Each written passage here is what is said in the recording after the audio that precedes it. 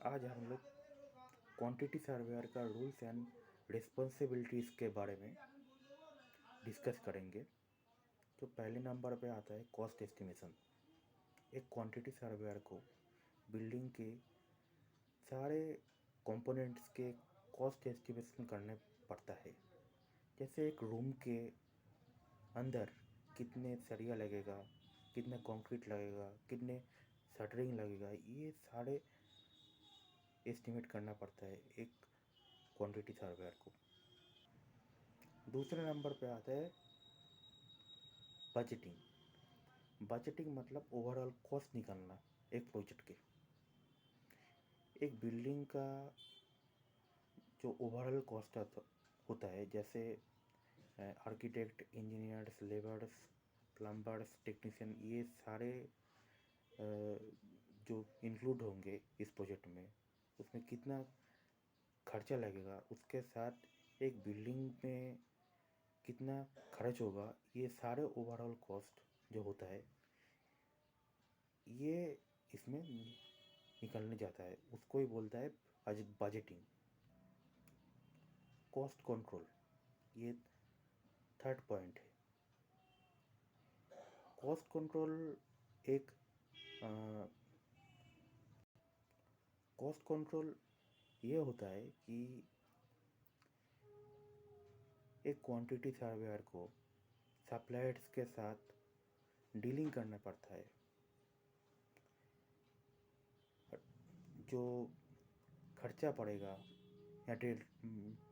Material का, वो उसको रेट एनालिसिस करके और सप्लायर के साथ जो है उसके साथ डील करके कॉस्ट कंट्रोल करना पड़ता है एक प्रोजेक्ट के। जैसे एक सप्लायर्स का जो होता है,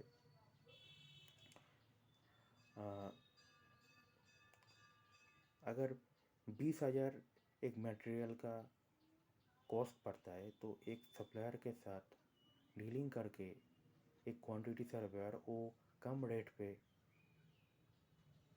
वो मटेरियल खरीद सकता है। इसमें कॉस्ट कंट्रोल होता है एक ओवरऑल बिल्डिंग के। चौथा पॉइंट है tendering and contracts. Tendering and contracts जो होता है वो कॉन्ट्रैक्टर्स के साथ करने पड़ता है। जैसे एक क्लाइंट अगर एक कॉन्ट्रैक्टर को कोई काम देता है, जैसे स्लैब रेट पे अगर काम देता है एक कॉन्ट्रैक्टर्स को, तो अगर वो जो ऐसे जो पैसा है, वो पैसा अगर वो काम दे देता है एक कॉन्ट्रैक्टर्स को, तो उस कॉन्ट्रैक्टर्स को काम करने मुश्किल हो जाएगा।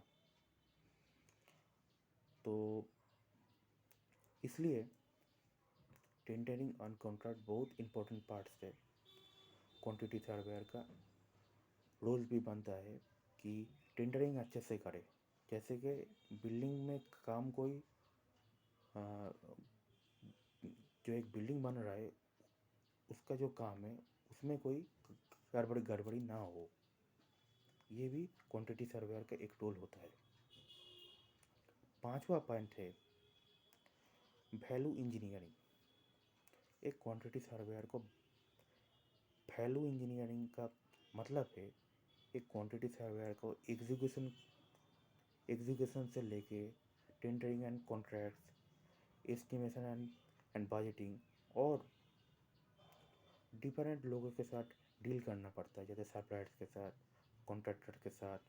और आ, इस प्रोजेक्ट को सही से आ, होने के लिए एक क्वांटिटी सर्वेयर को different type of engineers, technicians और प्लम्बर्स के साथ डील करना पड़ता है, एक आर्किटेक्ट के साथ डील करना पड़ता है। इसमें इंजीनियर का वैल्यू बढ़ता है, एक क्वांटिटी सर्वेयर का वैल्यू बढ़ता है, इसे ही वैल्यू इंजीनियरिंग बोलता है। रिस्क मैनेजमेंट, ये छोटा पॉइंट है। 6 पॉइंट है रिस्क मैनेजमेंट। रिस्क मैनेजमेंट ये होता है कि अगर एक क्वांटिटी सर्वेयर को काम उठाना पड़ता है तो उस प्रोजेक्ट में जो बिल्डिंग बन रहा है उसका रिस्क एनालिसिस करना पड़ता है। जैसे वो प्रोजेक्ट क्वालिटी के साथ और क्वांटिटी के साथ अगर कुछ कम हो जाता है क्वांटिटी, तो उस टाइम काम करना मुश्किल हो जाता है। क्वांटिटीज़ अगर ज़्यादा हो जाता है तो ये चीज़ अगर एक प्रोजेक्ट में क्वांटिटी जो होता है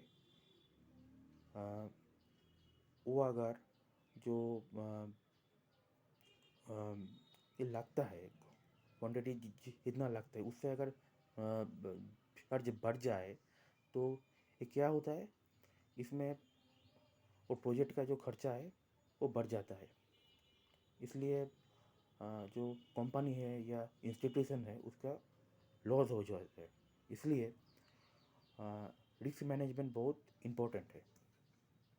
जैसे कि एक साइड में एक बीम बनना है, बीम में सरिया, कंक्रीट और शटरिंग का एक क्वांटिटी होता है। जैसे ये सोचिए, हम एक प्लांट से वो बीम बनाने के लिए 1 क्यूबिक मीटर कंक्रीट है वो ले आया, सॉरी एक नहीं, 2 क्यूबिक मीटर जो है कंक्रीट वो ले आया। मगर ये होता है क्या उस बीम में 1 क्यूबिक